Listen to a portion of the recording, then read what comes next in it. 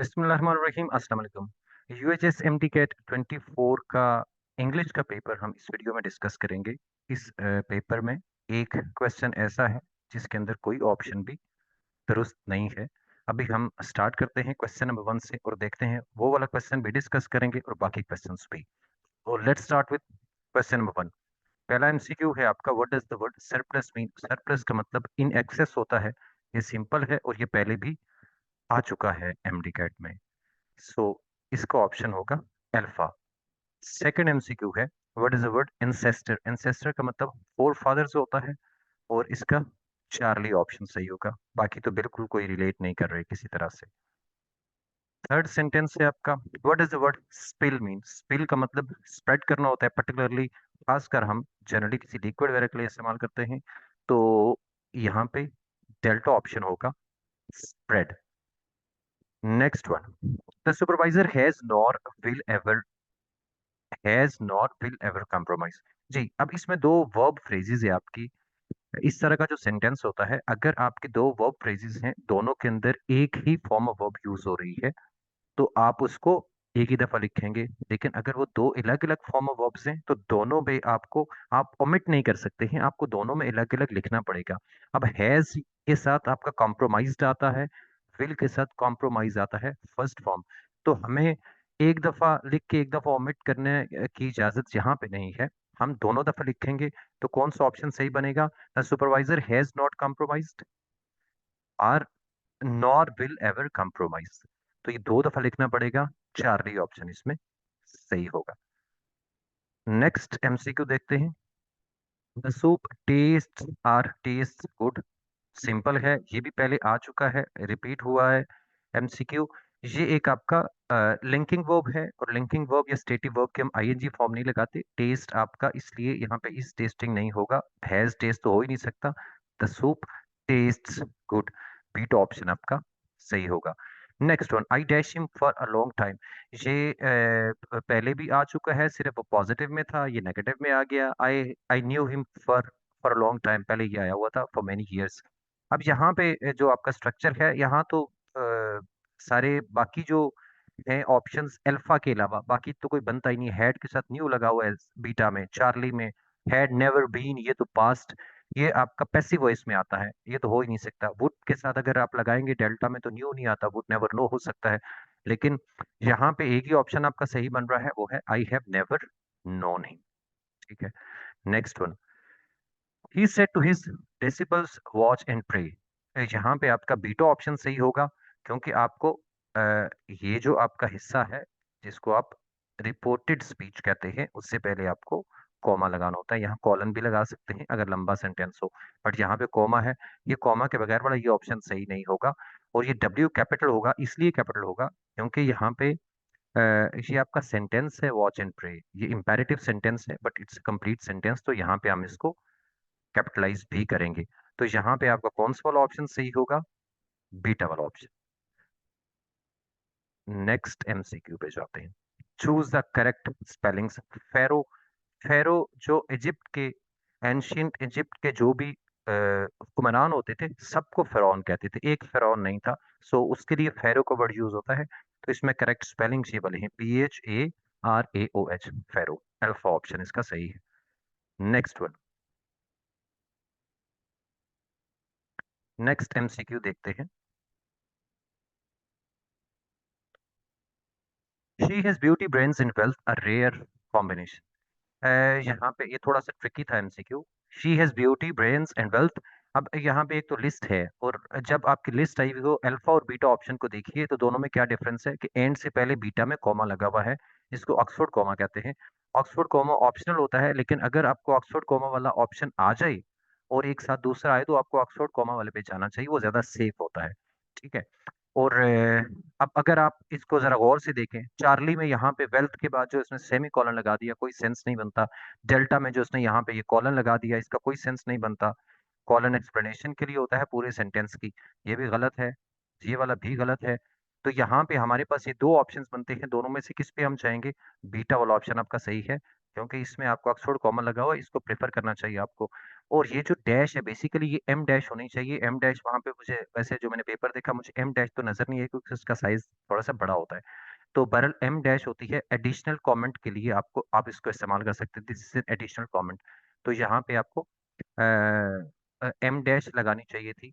तो बहरहाल इन ऑप्शंस के अंदर से आपका ये बीटा वाला ऑप्शन सही है। Next one, in 1838 Sheldon suggested that all plants were made of cells।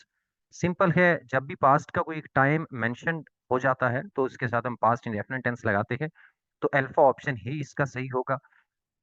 बाकी ऑप्शंस को भी हम देख लेते हैं। जहां पे एक जगह पे उसने प्लांट लिखा हुआ है, ऑल प्लांट तो होता ही नहीं है, ये गलत हो गया चार्ली वाला। सजेस्टेड टू भी नहीं होता, सजेस्टेड यहाँ पे टू तो होगा नहीं, ये गलत है। अब दोनों ऊपर वालों में देख लेते हैं, सजेस्ट दैट, अब यहाँ सजेस्ट भी नहीं हो सकता क्योंकि पास्ट का एक टाइम दिया हुआ है, तो या तो सजेस्ट हो, वो भी नहीं हो सकता है।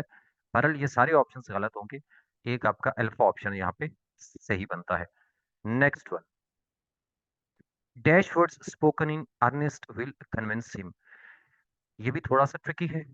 ये इसने इंटरनेट से एग्जामिनर ने कहीं से डायरेक्ट उठाया है सेंटेंस, तो ये आपका यहाँ पे आंसर आपका आप ही होगा। वैसे अगर आप इसको थोड़ा सा इस पे अगर गौर करें तो इसकी इंटरप्रिटेशन एक और तरह की भी बन सकती है। यहाँ इसका मतलब तो वैसे पहले मैं आपको इसका समझाता हूँ। A few words spoken in earnest will convince him. चंद एक वर्ड्स यानी कोई भी चंद एक वर्ड्स जो कि आप सिंसेरिटी या संजीदगी के साथ बोलेंगे वो उसको कन्विंस कर लेंगे। तो यहाँ हम वर्ड्स को पर्टिकुलर नहीं कर रहे, but we means any few words, कोई सारे भी चंद एक वर्ड्स, लेकिन कंडीशन ये है कि वो संजीदगी के साथ बोले जाए।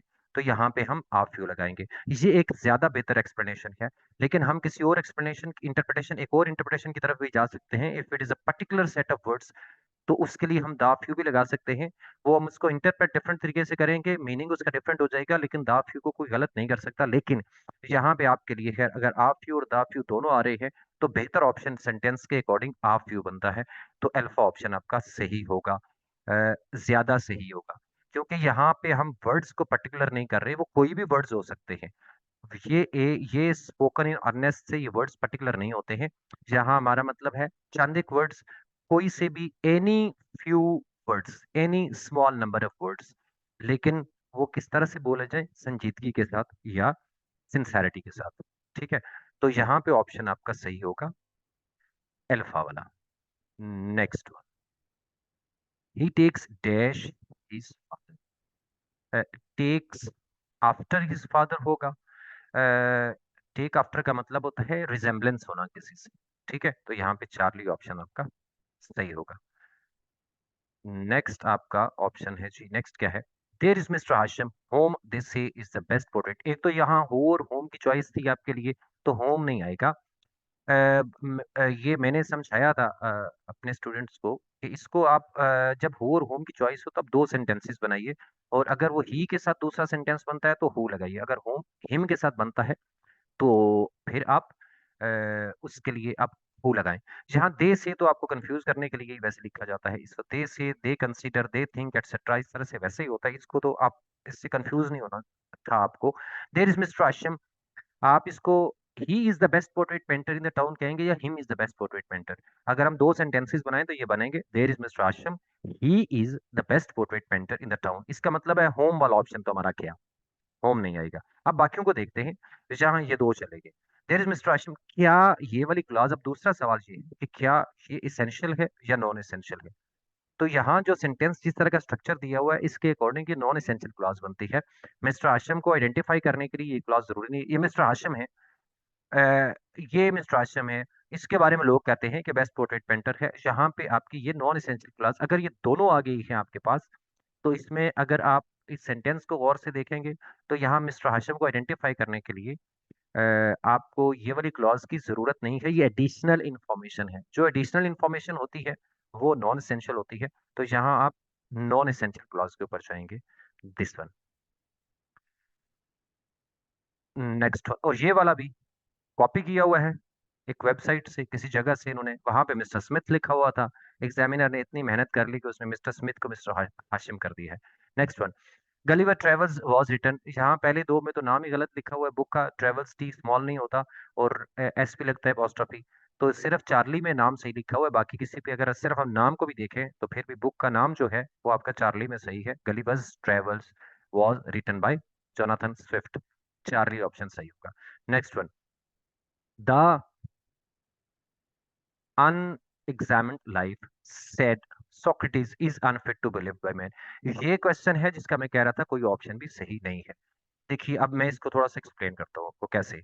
इन एग्जामिन तो होता नहीं है और डिस एग्जामिन भी नहीं होता, आपके पास अल्फा और चार्ली दो ऑप्शंस रह गए।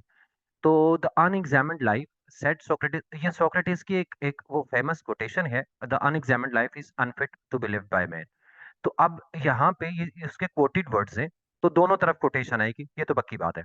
यहाँ सेट के साथ तो सेट सोक्रेटिस ये तो नहीं है, ये इसको तो हम इन्वर्टेड कॉमर्स में लिख ही नहीं सकते क्योंकि कोटेड टेक्स्ट नहीं है। ये वाला कभी भी नहीं होता, ये कोटेड टेक्स्ट नहीं है। ये वाला हिस्सा यानी यहां से लेकर यहां तक और यहां से लेकर यहां तक ये कोटेड टेक्स्ट है जो आप किसी की बात को कोट कर रहे हैं।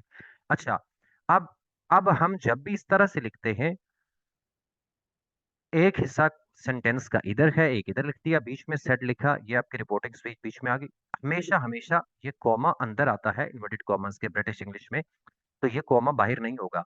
द अनएग्जामिन्ड लाइफ कॉमा, फिर ये वाला कॉमा को अंदर होना चाहिए यहाँ पे। अब यहाँ पे जो ऑप्शन है उसने की के अंदर अल्फा ही लगाना है, लेकिन ये कॉमा का इस्तेमाल स्ट्रेट अवे गलत है, इसमें कोई ऑप्शन नहीं है कि आप अंदर लगा दें या बाहर लगा दें। ये आपका अंदर होता है इन्वर्टेड कॉमर्स के। द अनएग्जामिन्ड लाइफ यहाँ पे आएगा, फिर इन्वर्टेड कॉमर्स आएंगे, ये वाला बाहर होता है और आगे इन्वर्टेड कॉमर्स। यानी मैं इसको यूं इसका शॉर्टकट बताता हूँ कि आप पहले सिंगल कॉमा आता है फिर डबल आता है, चाहे आप इधर लिखें या इधर लिखें। यानी सिंगल का मतलब है ये वाला कॉमा, डबल कॉमा का मतलब है आपकी अपोस्ट्रोफी। तो ये पहले कॉमा आएगा अपोस्ट्रोफी आएगी, ये सॉरी अपोस्ट्रोफी नहीं कोटेशन मार्क्स। तो पहले कॉमा आएगा फिर कोटेशन मार्क्स, यहाँ पे इधर कॉमा इधर कोटेशन मार्क्स। तो ये वाले अल्फा ऑप्शन को सही बनाने के लिए आपको ये वाला कॉमा जो है वो अंदर लिखना चाहिए। तो अगर हम बिल्कुल सही देखें तो अल्फा ऑप्शन भी गलत है क्योंकि यहाँ पे कॉमा इसने बाहर लगाया हुआ है, तो कोई ऑप्शन भी सही नहीं बनता। Next one, you have often heard of me speaking of my friend. You have often, ये हियर के लिए वॉच के लिए और सी के लिए फील के लिए हम इसके साथ हम बेयर इन्फिनेटिव लगाते हैं। तो यहाँ पे आप क्या लिखेंगे, you have often heard me speak of माई, पहले वाला तो हर्ड मी ऑफ स्पीकिंग, ये स्पीकिंग ही गलत है, ये तो स्टेट पे गलत हो गया। You have often heard me speak of my friend. अब हर्ड मी यहाँ स्पीक भी हो सकता है स्पीकिंग भी हो सकता है, दोनों हो सकते हैं। लेकिन अब आगे देखते हैं क्या है, speak of my friend Wajahat Waheed who is a barrister here, ये सेंटेंस सही है आपका बीटा वाला। अगर अगले दो को आप देखें, you have often heard me, यहाँ फुल स्टॉप लगा दिया तो ये गलत हो गया, और स्पीक ऑफ भी नहीं होता, ये भी गलत हो गया, ठीक है। You have often heard me speak about my friend, यहाँ पे उसने कॉलन लगा दिया सेमी कॉलन लगा दिया, तो ये गलत है, ठीक है। सेमी कॉलन का यहाँ पे कोई सेंस नहीं बनता। तो आपका इस वाली सेंटेंस क्वेश्चन में आपका बीटा ऑप्शन सही होगा। Next one, the first space traveller was Dennis Tito from the United States. The first space traveller was Dennis Tito. यहाँ पे ये जो लास्ट वाले ये जो लगा हुआ है ये तो गलत हो गया, और क्योंकि यहाँ पे कॉलन ये आपका हाइफन भी नहीं आता डैश भी नहीं आती। The first space traveller was, यहाँ पे क्या है जी, फ्रॉम द यूनाइटेड स्टेट। अच्छा ये वाला बीटा वाला क्यों गलत है, क्योंकि एफ एस और टी ये कैपिटलाइज किए हुए हैं, तो ये वाला भी गलत है। हमारे पास ऑप्शंस बन गए अल्फा और डेल्टा, क्या हमें ये कॉमा लगाना है या नहीं लगाना। अब कॉमा हम अगर इसका फैसला कैसे होगा, अगर तो फ्रॉम द यूनाइटेड स्टेट्स ये इस बंदे को पहचानने के लिए, इसको आइडेंटिफाई करने के लिए, अगर ये इंफॉर्मेशन जरूरी नहीं है, ये नॉन एसेंशियल हो जाएगी, हम कॉमा लगाएंगे। लेकिन यहाँ मेरा ख्याल है कि डेनिस टिटू, आप आपको अगर मैं ये ना कहूँ फ्रॉम द यूनाइटेड स्टेट, आप उसके बारे में मेरा नहीं ख्याल किसी को पता होगा, ज्यादा लोगों को पता होगा। इसको आइडेंटिफाई करने के लिए फ्रॉम द यूनाइटेड स्टेट्स ये नॉन एसेंशियल इन्फॉर्मेशन नहीं है, ये एसेंशियल इन्फॉर्मेशन है, तो यहाँ पे हमें कॉमा नहीं लगाना चाहिए। ये वाला कॉमा यहाँ पे नहीं होना चाहिए, क्योंकि ये अब ये तो वैसे इंटेंशन के ऊपर भी डिपेंड करता है, राइटर के ऊपर भी, कि वो किसी इंफॉर्मेशन को एसेंशियल करता है नॉन एसेंशियल कर देता है। इस तरह का ये क्वेश्चन इस तरह से नहीं देना चाहिए। लेकिन यहाँ पे अगर आप कहना चाह रहे हैं स्पेस ट्रेवलर जो बंदा था वो डेनिस टेटू था, यूनाइटेड स्टेट्स का एक शख्स था डेनिस टेटू जिसका नाम था, ठीक है। तो डेफिनेटली आपको ये वाली इंफॉर्मेशन आपके नॉन एसेंशियल नहीं बनती है, आपको एल्फ ऑप्शन आपका सही है। ठीक है, next one. It was greatly good by you to propose day, यहाँ प्रपोज्ड वाले में तो सेंस ही नहीं बनता, अजीब सा एमसीक्यू बनाया हुआ। वैसे यहाँ तो ये भी, यहाँ भी नहीं बनता टू प्रपोज, ये गलत हो गया। एक एक सेंटेंस के अंदर दो दो तीन तीन मिस्टेक्स की हुई है। It was awfully good of you to propose, अच्छा ये होता है नॉर्मली हम जैसे कहते हैं it is so kind of you, it is good of you, it is sweet of you, of लगाते हैं हम इसके बाद।